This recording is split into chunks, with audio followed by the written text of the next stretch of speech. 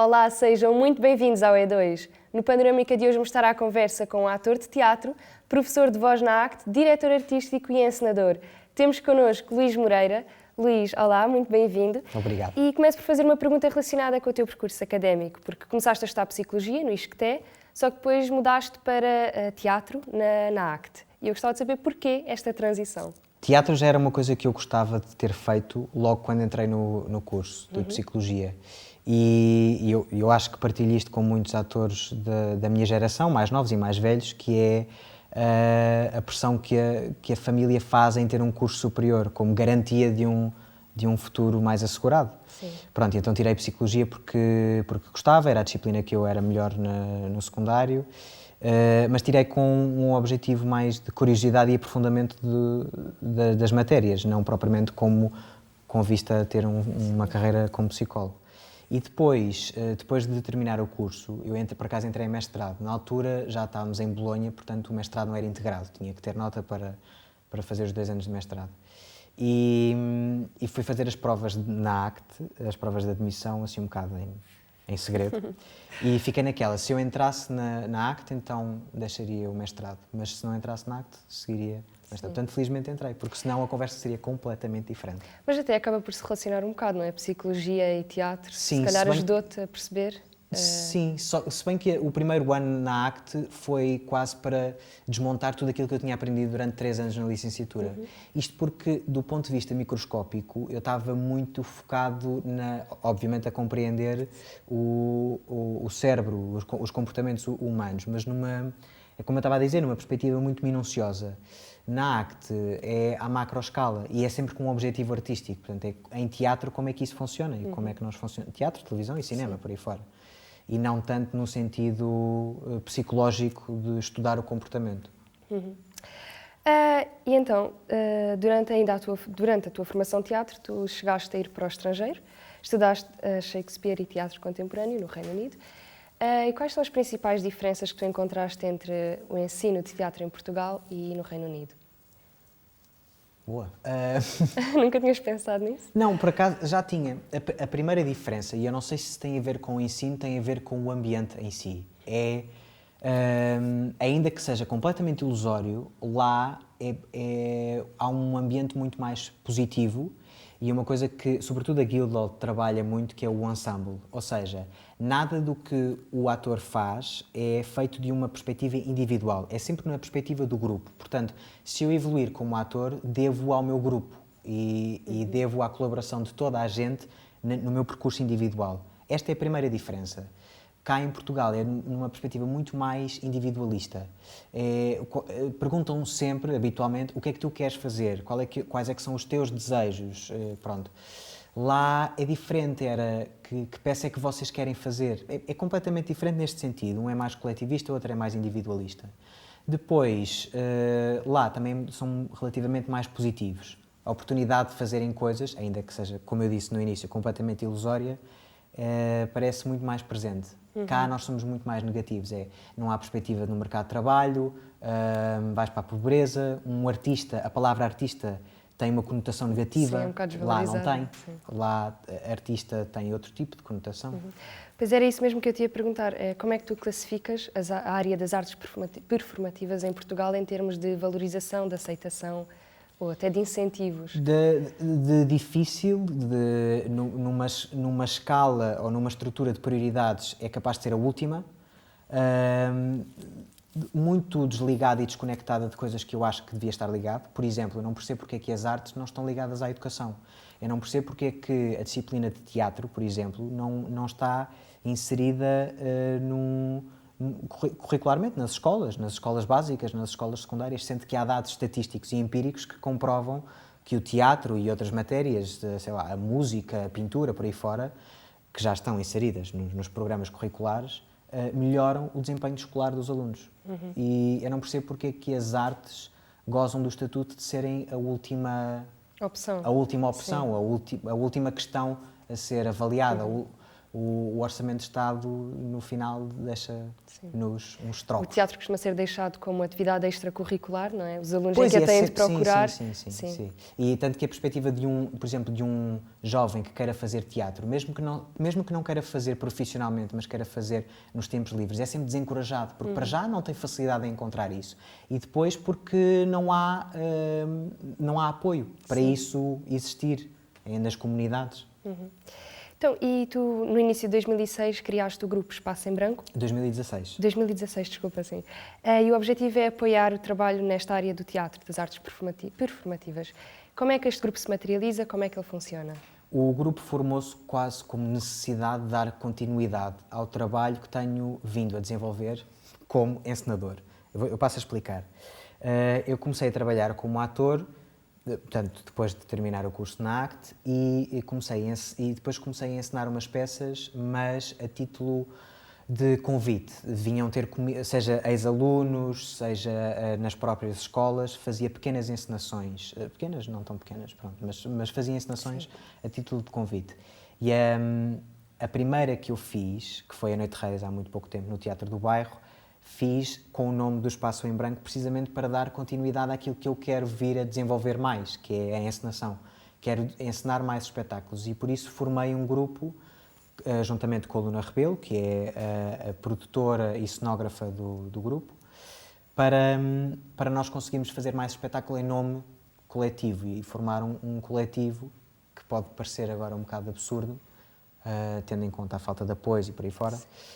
Nós quisemos fazer para as pessoas para criarmos uma rede, para criarmos um público, porque assim as pessoas não vão ver a Noite de Reis isoladamente, vão ver a primeira produção do Espaço em Branco, depois já vão ver a segunda produção e depois começam a acompanhar-nos. Portanto, foi mais nesse sentido. E qual foi a tua experiência mais marcante? E porquê? Mais marcante foi definitivamente como encenador. Ok. Por vários motivos. O primeiro foi, o primeiro e o mais importante, até então nunca me tinham perguntado, nem mesmo como ator, o que é que eu tinha a dizer sobre um determinado assunto, o que é que eu queria dizer com aquilo, seja do que for. Eu fiz dezenas de espetáculos, dezenas de peças, mas nunca a minha voz, ou nunca a minha ideia por detrás de um assunto, de um tema que eu quisesse explorar, foi tão importante do que quando fui encenador. Porque as entrevistas que me fizeram, os meus próprios atores, quando olhavam para mim, queriam mesmo saber e estavam mesmo interessados em saber porque é que eu queria fazer aquilo, o que é que eu queria dizer com aquilo. E isso nunca me foi perguntado como ator. E em termos de espetáculo, qual é que foi o mais marcante? Ou, por exemplo, nesse exemplo de que estavas a falar, os alunos, o que é que eles queriam saber? Qual era a peça? A peça era A Noite de Reis, do William Shakespeare. Esse foi o que me deu mais prazer, embora seja difícil, foi difícil a adaptação. O texto não foi integral, tive que cortar muito. Mas esse foi o mais prazeroso. O mais marcante foi um espetáculo que eu fiz no Teatro do Bairro, que se chamava Depois da Revolução, um texto da Luísa Costa Gomes e com música do Luís Bragança Gil, e a encenação foi do António Pires. Era um musical sobre o 25 de Abril. E isso foi muito marcante porque nós estreámos o espetáculo no Teatro do Bairro e depois fomos para o Teatro da Almada fazer. E eu não sei se vocês sabem, mas o Teatro da Almada a sala principal tem 300 lugares, ou mais do que 300 lugares.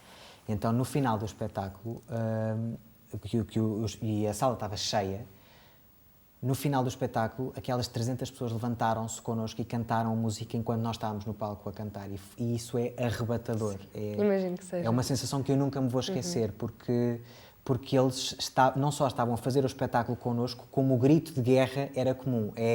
Estamos todos aqui para a mesma coisa. Sim. E não há barreira nenhuma entre nós, público, e vocês, atores, que estão no palco. Isso é um incentivo do que os atores precisam. É mesmo isso, não é? Pois, participação. Sim, porque já fiz peças em que de vez em quando olhava para o público e havia gente ao telemóvel, a comer roçados, a dormir, a conversar. A bocejar também. A bocejar. Então, e em 2017 tu encenaste A Cidade, não é? Sim. Sim. E ganhaste o Prémio Boa Vida. E eu queria te perguntar o que é que representa para ti ver o teu trabalho a ser premiado? Foi um ótimo incentivo. Eu acho que foi a Emma Stone que disse isto quando recebeu o Oscar agora de melhor atriz. Ela disse que ainda tem muito para aprender e ela ainda é muito nova, só que aquilo era um ótimo incentivo. E agradecia precisamente por isso mesmo, não é? E eu disse exatamente a mesma coisa. Não é que eu esteja a comparar o prémio José Boa-Vida a um Oscar, se bem que quando eu recebi... Quando eu receberes o Oscar...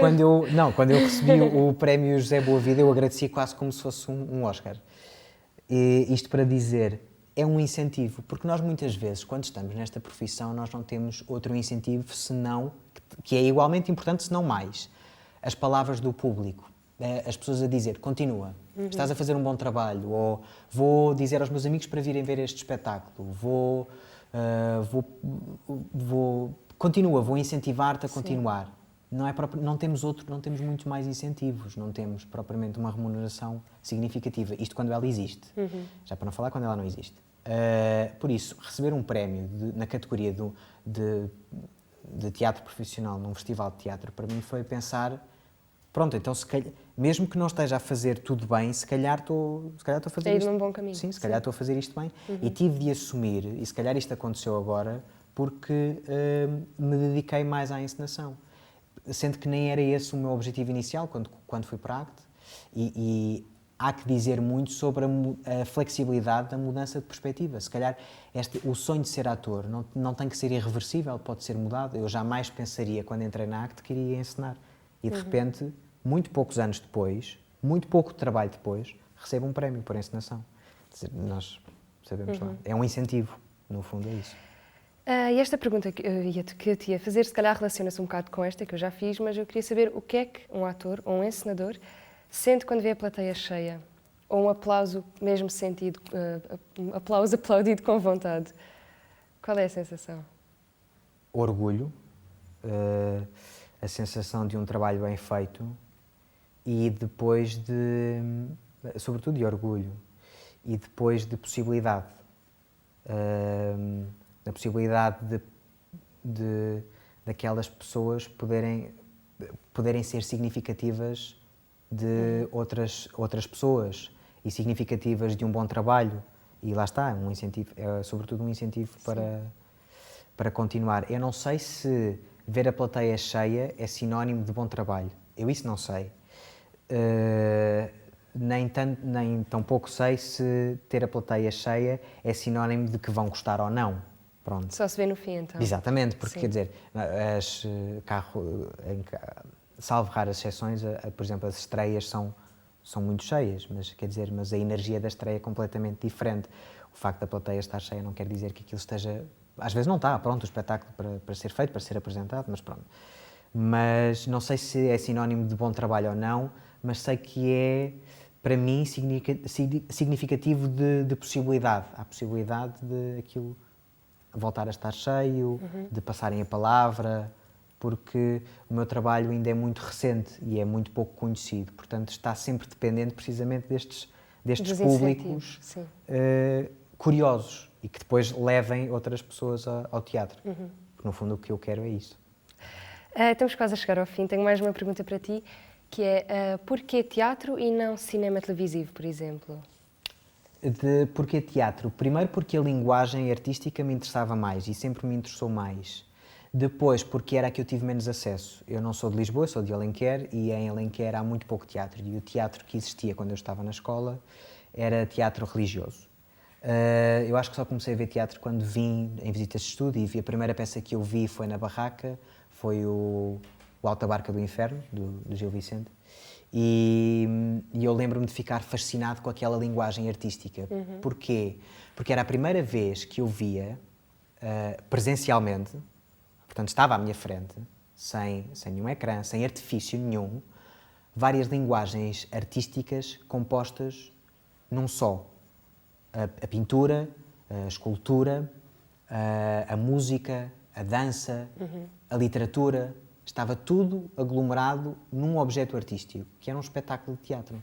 E eu achei aquilo inacreditável. Pensei, em todas as linguagens que eu estou à procura e que não me encontro totalmente satisfeito, porque toquei piano quando era miúdo e também dancei nas danças de salão e por aí fora, e pintava muito quando era miúdo, não sentia a satisfação total como sinto quando estou a fazer um espetáculo de teatro. E é precisamente por cruzar estas disciplinas todas. E eu suspeito que também seja por isso que é uma modalidade, embora muitos queiram que morra, não vai morrer. Muito obrigada por teres aceitado o nosso convite, Luís. Quanto a nós, o Panorâmica fica por aqui. Não se esqueçam de acompanhar as novidades do E2 nas redes sociais. Voltamos a ver-nos para a semana. Até lá!